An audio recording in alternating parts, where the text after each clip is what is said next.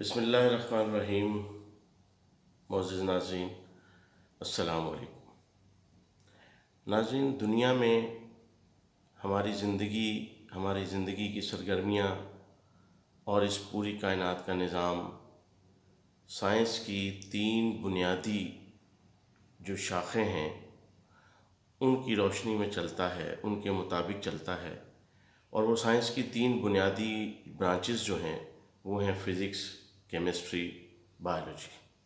باقی تمام برانچز جو ہیں وہ انہی کی سب ڈویژنز ہیں اور انہی سے ریلیٹڈ سیگمنٹس کو پیش کرتی ہیں۔ فزکس، کیمسٹری، بایولوجی یہ بنیادی طور پہ سارے علوم کا نچوڑ ہے، اور یہی انسانی جسم کو بھی ڈیل کرتا ہے اور اس زندگی کے جتنے مظاہر ہیں اور اسی طریقے سے کائنات کے جتنے بھی عوامل ہیں ان سب کو ان تین سائنس کی برانچز میں اسٹڈی کیا جاتا ہے، اور اب ان کی بہت ساری آگے اسپیسیفیکیشنز بن چکی ہیں۔ فزیکل لاز جو ہیں وہ قوانین، طبعی قوانین ہیں۔ اللہ تعالیٰ نے ہر چیز کو کوئی نہ کوئی خاصیت دی ہوئی ہے، اور طبعی قوانین کے مطابق یہ کائنات چلتی ہے، اور وہ طبعی قوانین پتھر پہ لکیر ہیں، وہ چینج نہیں ہوتے، لیکن اللہ تعالیٰ چاہے تو وہ اپنے ہی قوانین کو چینج کر سکتا ہے یا اپنے قانون کو خود ہی توڑ سکتا ہے، لیکن کس کے لیے؟ وہ خاص لوگوں کے لیے ہوتا ہے، ولیوں کے لیے، انبیاء کے لیے، اللہ تعالیٰ کے نیک برگزیدہ بندوں کے لیے۔ جو فزیکل لاز ہیں اللہ تعالیٰ انہیں خود ہی معجزے کے طور پر ان کو توڑ دیتا ہے وقتی طور پر۔ اس کی مثالیں آپ کے سامنے موجود ہیں۔ دیکھیے، آگ کا کام ہے جلانا، یہ ایک لا ہے، یہ فزیکل نیچر ہے اس کی۔ آگ کا کام ہے جلانا، لیکن حضرت ابراہیم کو نہیں جلا سکی۔ اور پانی کا کام کیا ہے؟ ڈبونا، لیکن نوح علیہ السلام کو پانی نے نہیں ڈبویا۔ سب کچھ غرق ہو گیا، لیکن نوح علیہ السلام کی کشتی اور ان کے حواری موجود، وہ نہیں ڈوبے۔ اور چھری کا کام کیا ہے؟ کاٹنا، لیکن اسماعیل علیہ السلام کی گردن کو چھری نہیں کاٹ سکی۔ اللہ کے حکم سے قوانین کو چینج کر دیا گیا، فار دا ٹائم بینگ بدل دیا گیا، اور اللہ کے حکم سے آگ گلزار بن گئی۔ اور وہی بات جو شاعر نے کہی کہ عقل ہے محو تماشائے لب بام حبی، بے خطر کود پڑا آتش نمرود میں عشق، عقل ہے محو تماشائے لب بام ابھی۔ عقل نہیں مانتی کہ آگ تو جلانے والی چیز ہے، انسانی جسم کو کیسے اس نے چھوڑ دیا، اور آگ کی جگہ، شعلوں کی جگہ پھول کیسے بن گئے۔ لیکن مالک ہے، وہ خالق ہے، پروردگار ہے، قادر المطلق ہے، یہی اس نے دکھانا ہوتا ہے کہ میں جو چاہوں کروں، میرے ہی قوانین ہیں، لیکن میں خود ان کو بدل سکتا ہوں۔ کس کے لیے؟ جو میرے ہوں، جو بندے میرے ہوں ان کے لیے۔ اسی طرح ایک طبعی لا ہے جس کو کیمسٹری، بایو اور فزکس تینوں کی روشنی میں ہم دیکھتے ہیں کہ موت کے بعد انسانی جسم گلنا سڑنا شروع ہو جاتا ہے، اور ہم جلد سے جلد اس کی تدفین کرتے ہیں۔ اگر ہم اپنی مسلمانوں کی بات کریں تو اس تدفین کے عمل کو جلدی کہا گیا ہے، کیوں کہ اس کے بعد اس کا ڈکے ہونا ہے۔ اور ہم سب جانتے ہیں کہ قبر میں جب دفنا دیا جاتا ہے تو اس کے بعد اتنے گھنٹے فلاں چیز، اور اتنے دن فلاں، اور اتنے ہفتے اور اتنے مہینے، سب کچھ ختم ہو جاتا ہے، ہر چیز خاک میں مل جاتی ہے، ہڈیاں رہ جاتی ہیں شروع میں، اور وہ کئی سالوں تک جو ہے ہم ان کی شناخت کر سکتے ہیں، لیکن باقی تمام چیزیں مٹی میں مل جاتی ہیں اور وہ ختم ہو جاتی ہیں، صرف ہڈیاں باقی رہتی ہیں۔ یہ اللہ کا نظام ہے، اور یہ طبعی قانون ہے کہ ایسا ہونا ہے، اور مٹی نے اور زمین کے اندر جو چیزیں ہوتی ہیں وہ انسان کی تمام چیزوں کو اپنے اندر جذب کر لیتی ہیں، اور ہڈیاں آخر میں ڈھانچہ رہ جاتا ہے۔ تو یہ قانون ہے، طبعی قانون ہے۔ کیا یہ بھی کبھی ٹوٹا؟ جی ہاں۔ آپ نے ابھی ایک پچھلی ویڈیو میں نے ذکر کیا تھا حضرت مادھولال حسین رحمۃ اللہ علیہ، کہ ان کی میت کو دفنایا گیا امانتاً ایک شاہدرہ میں جگہ ہے لاہور میں، تو وہاں ان کی میت کو امانتاً دفنایا گیا، اور پھر کتنے عرصے بعد جب مادو آیا تو پھر ان کی وصیت کے مطابق ان کی قبر کھولی گئی اور ان کی میت کو شفٹ کیا گیا باغبان پورہ میں شالامار باغ کے قریب۔ اور یہی وہ معجزہ تھا کہ جب قبر کشائی کی گئی تو جسم اپنی اصل حالت میں تھا، گوشت پوشت بال سب چیزیں جیسے ابھی موت ہوئی ہے، کوئی چیز بھی گلی سڑی نہیں اور کوئی چیز بھی ضائع نہیں ہوئی تھی۔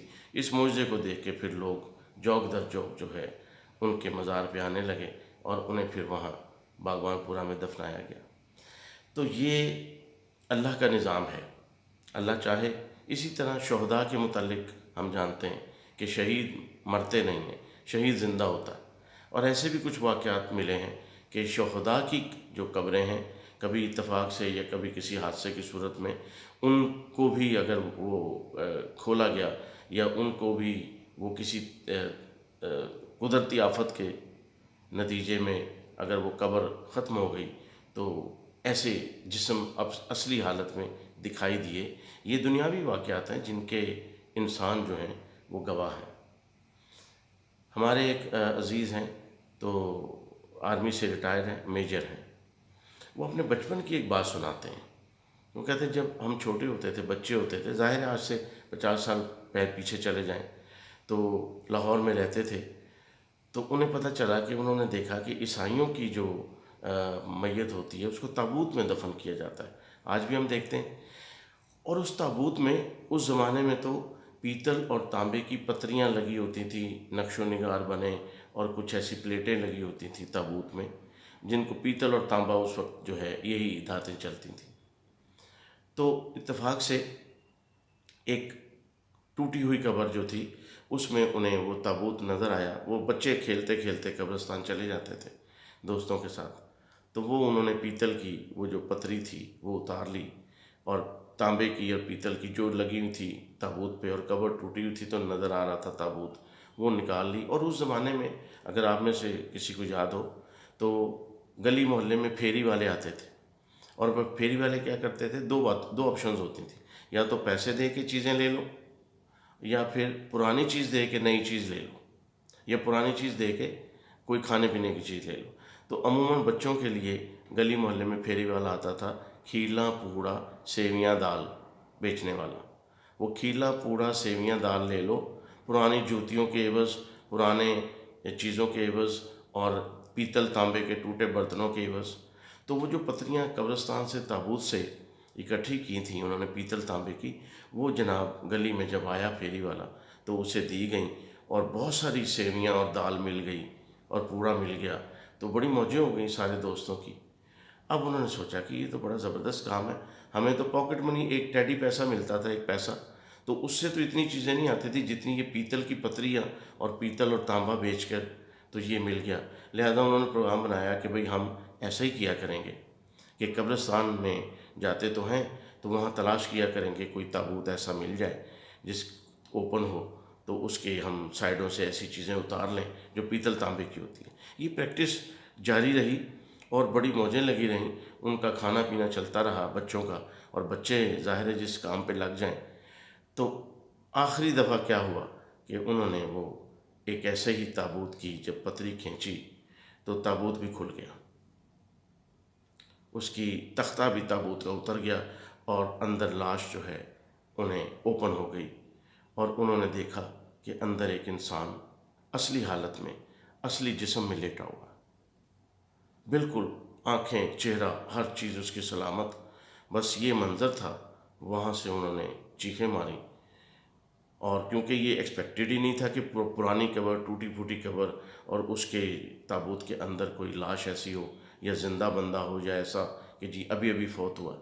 وہاں سے وہ لوگ دوڑے، اور اس کے بعد انہیں جو خوف کی وجہ سے بخار نے آ گھیرا، کئی دن ایسی حالت رہی، اور پھر توبہ کر لی کہ آئندہ سے ہم یہ کام نہیں کریں گے۔ یہ واقعہ پھر انہوں نے شیئر کیا اپنے گھر والوں کے ساتھ۔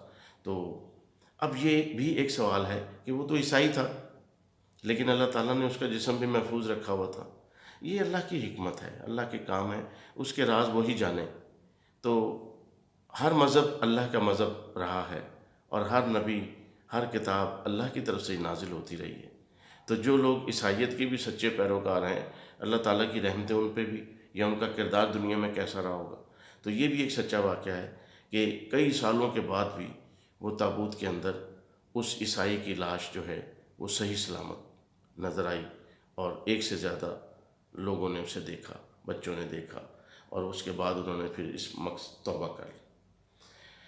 یہ جو چیزیں ہیں، یہ ساری چیزیں ہمیں اس ایک چیز سکھاتی ہیں، ایک چیز بتاتی ہیں کہ قوانین قدرت اللہ تعالیٰ نے بنائے ہوئے ہیں، اور وہ ان کو جب خود چاہے تو وہ ان کو توڑ دیتا ہے۔ کس کے لیے؟ اپنے بندوں کے لیے، اپنے پیاروں کے لیے، اپنے چاہنے والوں کے لیے۔ وہ پھر قوانین کی پرواہ نہیں کرتا، اور خود وہ کبھی چھری کو حکم دیتا ہے، کبھی پانی کو حکم دیتا ہے، کبھی آگ کو حکم دیتا ہے کہ بس خبردار ایسا نہ کرنا، یہاں اس وقت ایسا نہیں کرنا۔ جو تجھے خاصیت دی ہے، جو میں نے تیرے اندر تخلیق رکھی ہے، تیری تخلیق میں جو پاور رکھی ہے، اس کو آج استعمال نہیں کرنا، کیوں؟ یہ میرا بندہ ہے۔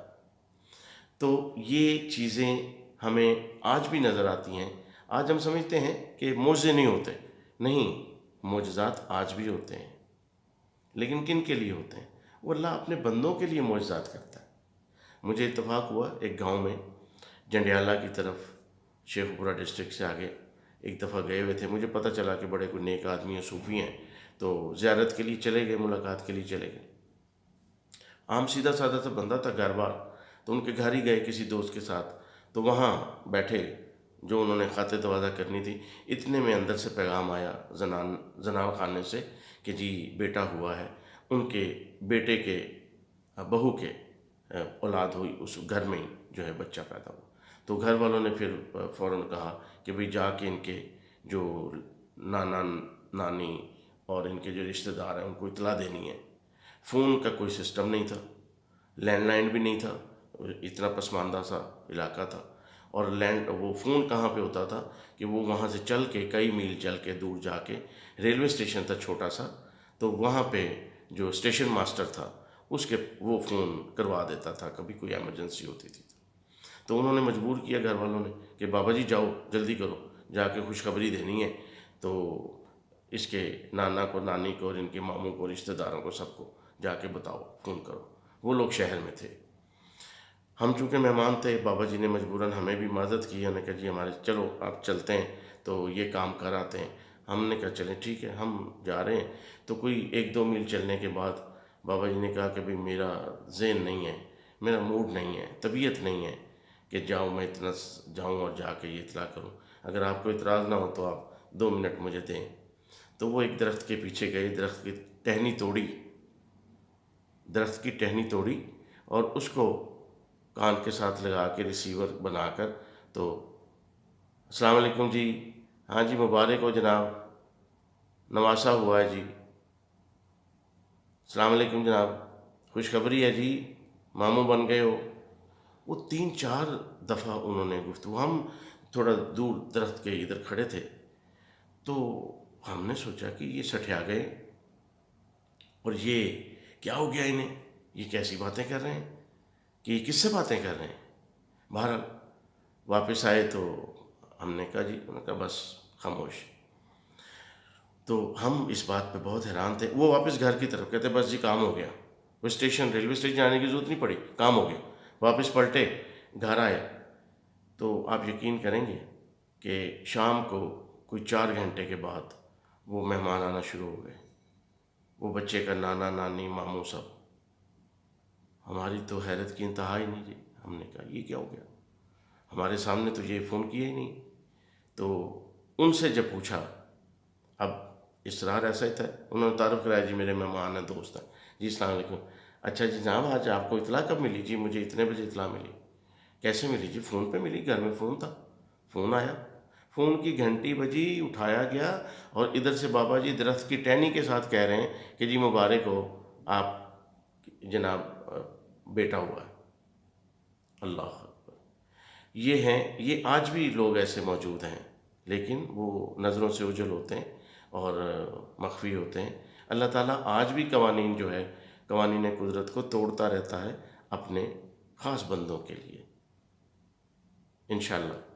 اگلی سیٹنگ میں ایک اور موضوع پہ بات کریں گے۔ اللہ حافظ۔